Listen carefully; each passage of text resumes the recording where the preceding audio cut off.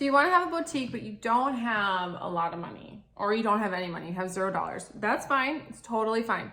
I actually opened up my boutique with like maybe a couple $1,000s. I'm talking a brick and mortar boutique with a couple $1,000s in capital. So it's super real to be able to have a shop without spending a ton of money on it. However, I don't want to burst your bubble right away, but I kind of need to because you have to have some money.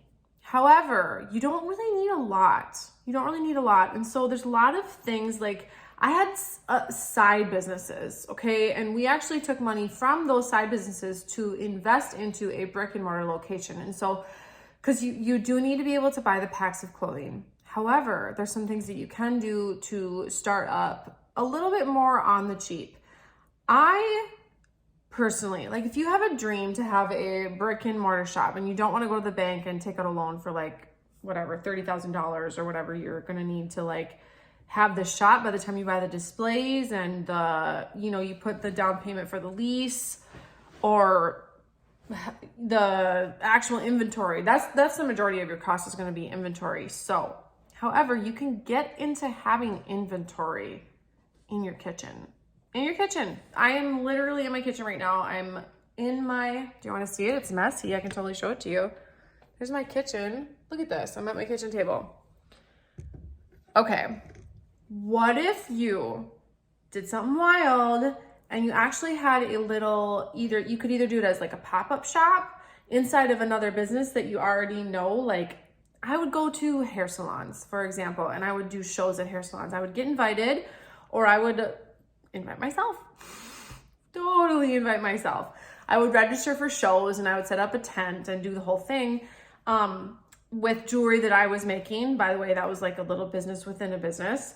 And before I was making a ton of custom jewelry for people and selling like tons of pieces, I would start off by, okay, there's a need for people would want to come in and like, can you fix this piece of jewelry? Sure, I'll fix this piece of jewelry, but I want $15 for it, right? That's what you do. And so within the boutique world, however, if you want to jump right into a brick and mortar shop, then shut this video off and go take your 30, 40, 50 grand and open up your shop, okay? But if you don't have that money, start off with your current pool of customers. You know who your current pool of customers is? It's your friends, it's your mom, it's your sister, it's your church lady friends, it's your mother-in-law, and that's who you're going to be selling to right away until you build up your foot traffic and your other people on social media and all of your other forms of advertising as people continue to talk about you. And as you secure customers from shows that you do or whatever your advertising is going to be, okay? But right now, your pool of customers, it's this big, but you do have a pool of customers that you can sell to. And so I would suggest to you to take your, let's say you have $500, okay? You're willing to like take, sorry, I'm looking at my dog. She's probably gonna chew. Hey, come here. Don't do it. Come say hi. Okay, she's not gonna come over. Clover, I gotta get her.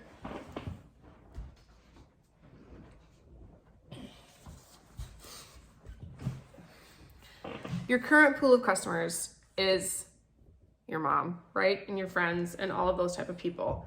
What if I literally sold some of my, after I had opened my shop, we had a bunch of inventory that was left over, and I literally sold the inventory after the shop was closed to my girlfriends in my mother-in-law's kitchen. Like, and I'm not ashamed of that.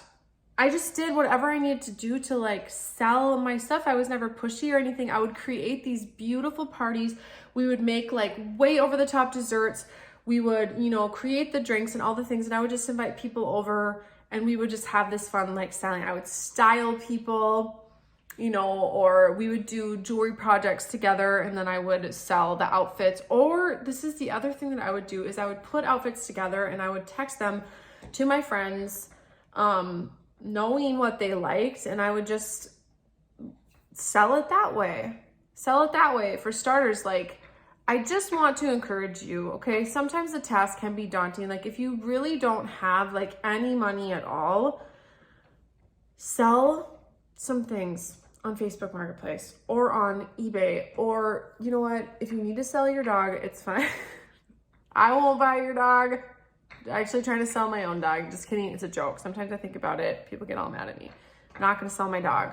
But I could sell this plant, okay, on Facebook Marketplace. I could probably get $50 for that plant. I could sell this painting if I wanted to for like $1,000. I could sell my nasty old vacuum cleaner or some other house plants. Like, how important is this to you to do this? Do you have a side job where you can, you know, maybe you want to sell your car. Maybe you want to sell your car and get like a slightly less nice vehicle. Maybe you have a really good couch in your house that you could sell. Like, I don't know. I'm just thinking of ideas of like things that I have actually done. Maybe there's a piece of jewelry that you don't want anymore that you could sell. Maybe you have a designer purse that you could sell.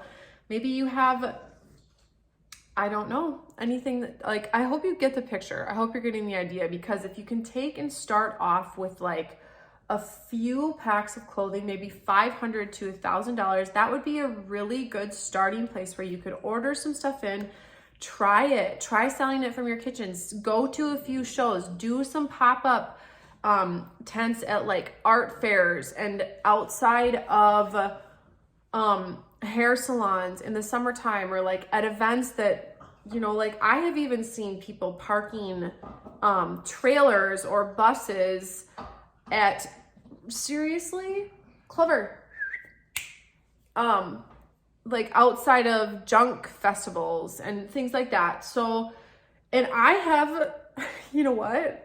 I have actually set up, and the only thing that I brought to the show was scarves. I just did a whole booth, and all that was in the booth practically was like scarves and sweaters, and we sold so many scarves and so many sweaters. And then at the show, the thing that I love about the shows too, this is just a little bonus for you. The thing that I loved about the shows is this: you actually can hand out at the shows coupons too. So I already had my shop when I did this, but I would hand out coupons for people to shop either online or in the store or whatever. And so I used it. I actually got paid, you know, because I was making the sales at the show. I actually got paid to promote my business. I never just went and set up like a little booth to like, you know, pay like $1,000 or whatever to just like advertise. Heck no, heck to the no. I was like, this is my product. See all of my product. It's totally for sale. Oh, by the way, and then I got people's email addresses too when I went to the shows. Like it was thought out. It was very thought out. So that would be a really good starting place for you to get like $500 to $1,000 and like have a big house party, and plan it ahead of time. Plan it ahead of time. Okay, that's important too. All right.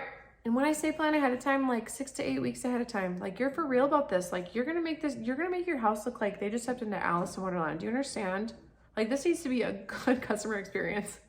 And your bathroom better be clean too when they go to try those clothes on. And you know, if you are going to do that type of thing, make sure that you get clothing. This is my last thing that I'll say. Make sure that you get clothing that doesn't actually need to be tried on, that's going to fit like a lot of people. Okay. And if you don't know how to shop on Fashion Go yet, and you don't know like which brands, I actually have a video that I will somehow link so that it's obvious in here, so that you can go and watch that and learn exactly how to pick out pieces that are going to fit the most amount of people and that are going to be the most likely to sell, so you're not stuck with like all this merchandise.